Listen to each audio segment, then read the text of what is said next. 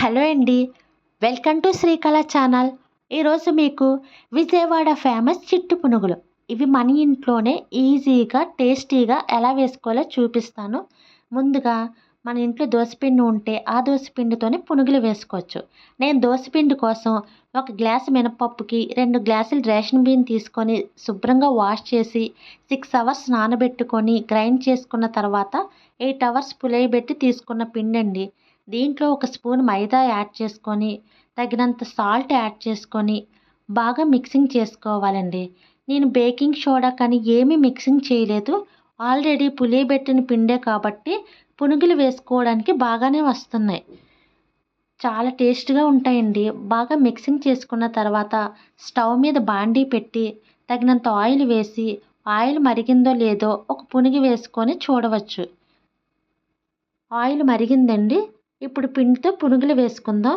నెమ్మదిగా రౌండ్గా కొంచెం కొంచెం పిండిని వేసుకోవాలి. ఫ్లేమ్ని మీడియంలో పెట్టుకొని పునుగులు వేసుకోవాలండి. చూసారా చక్కగా వస్తున్నాయి. చాలా టేస్ట్గా ఉంటాయండి. ఇలా ఈవినింగ్ పూట స్నాక్ ఐటెం కింద పునుగులు వేసుకొని తింటే పిల్లలు కూడా ఇష్టంగా తింటారండి. చాలా టేస్ట్గా ఉంటాయి. ఒక్కొక్క ప్రాంతానికి ఒక్కొక్క రెసిపీ ఫేమస్ అండి. విజయవాడకి మాత్రం చిట్టి పునుగులు బజ్జీలు చాలా ఫేమస్. చూసారా చక్కగా వేగిపోయినాయి.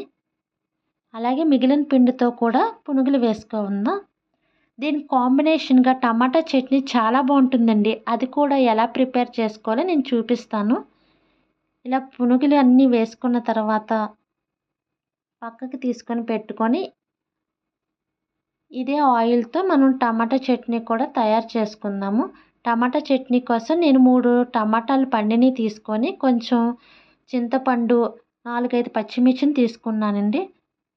బాండీలో ఆయిల్ వేసి పచ్చిమిర్చిని 5-6 పచ్చిమిర్చిని తీసుకొని మధ్యలోకి తుంచి ఫ్రై చేసుకోవాలండి.